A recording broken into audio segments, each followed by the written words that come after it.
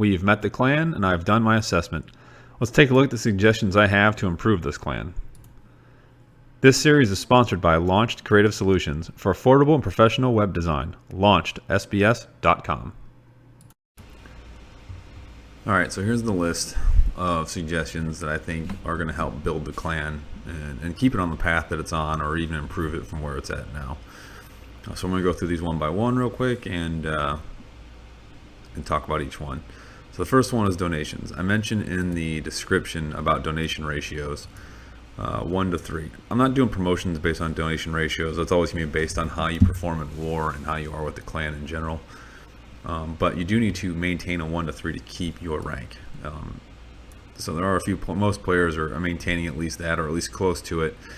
And it's not something I'm gonna worry about the entire time, but as we near the end of the season, if players aren't close to the 1 to 3 ratio, then there'll be some demotions for things of that nature. But I don't plan on booting anybody based on donation ratios. It'll just keep them. It'll put them in a position to be a member, and it puts them closer to the point of getting themselves booted if something goes wrong and they start slipping in war. They won't just get demoted; they'll get booted. But at least it sets a standard of something for them to try to maintain. So it's something we'll keep an eye on, but it's not something that we always have to actively stay on top of during the entire season. All right, so the next one is the growth plan. We want to be a bigger clan, really, but you've got to be careful not to grow too fast, because it becomes more difficult to manage. If you look at our war log, all of our wars are 10 to 15, and so coordinating that is a lot easier. Once you start hitting then 20 or 30, it's a little more complicated. So I would like to get to around 20 or 30, but you've really got to be careful on how quickly you grow. And we've only got a few people that are really new, and so it makes it a little bit easier to keep track of the new players as well, and track their progress, because there's only a few of them. So that's a big one for me, is to keep track of where we're going and how we want to grow, but to do it in a controlled manner so that our war log doesn't get affected by it. And because nothing hurts a war clan more than drama and losing. So if we can keep the growth at a steady rate, it should be manageable, and we should be able to continue the winning ways that we've established so far. So this next one's interesting. You can't stay 0.5 forever. There are quite a few of us that are 0.5 bases. I'm a 10.5. We've got some 9.5, some 8.5s, and they keep changing the war matching algorithm. And so now I'm starting to get matched against, instead of just getting matched against high 10s, I'm actually starting to get some 11s. And some of the 11s are actually kind of high. He's got a maxed out Eagle Artillery. He's got maxed out Inferno Towers. His other defenses are relatively high. He's got some maxed out X-bows. They've really changed things quite a bit. Whereas I used to have a great advantage with my offense against a strong 10, but their offense wasn't usually as high. And so my mid to high 10.5 would hold up well. So we've got some other players in the clan that are 0.5 bases as well. And so we've got to... My suggestion for all the 0.5s is always to climb to a higher league. Bestis is a good example. He's a brand new 9.5. Brand new 10, hasn't put his Infernos down yet, and he's in Crystal, which is fine. But as he starts getting tougher and tougher war matchups due to the new matching algorithm, he's going to have to climb into a higher league so he can get used to playing against harder bases and really hone in those skills on offense, because nothing's more... Most players will max out their defense before they even touch their offense that much, because it's just easier to use your gold. You accumulate gold faster than anything else, so it's really easy to upgrade everything else.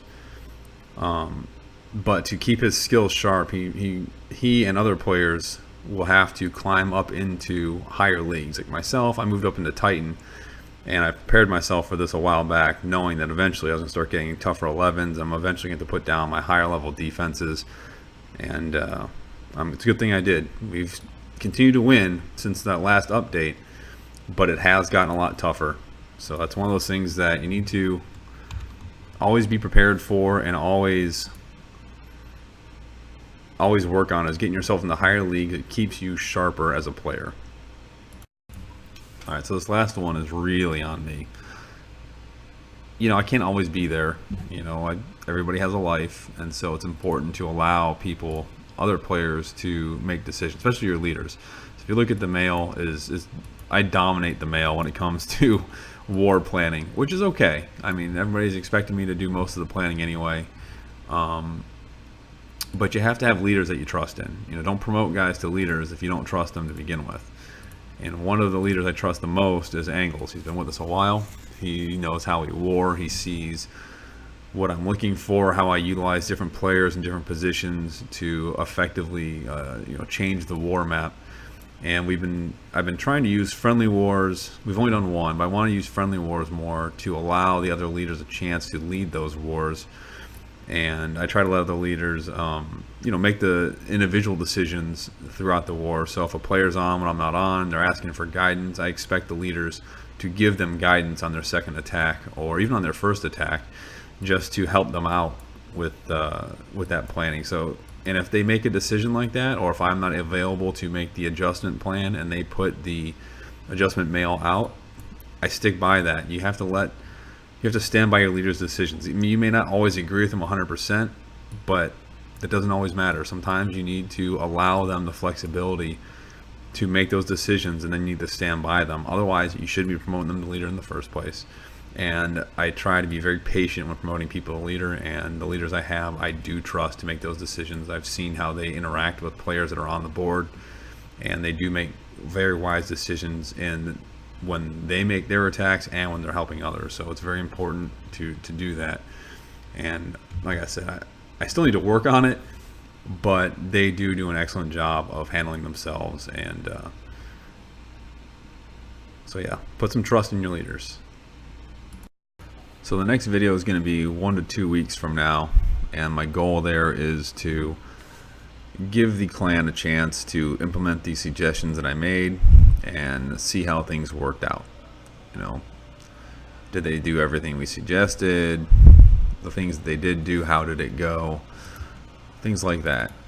So I want there to be a period between when I actually made the suggestions and when we follow back up, just to see how things are going. Because you gotta give a chance. Nothing's going to change overnight, and even 1 week things may not change all completely for the better. But you got to give things a chance to try them out and see what works and see what sticks. Thanks for watching. I hope you enjoyed this video and subscribe to my YouTube channel. For more tips on running a clan, attacks, or other information, go to clanconsultant.com.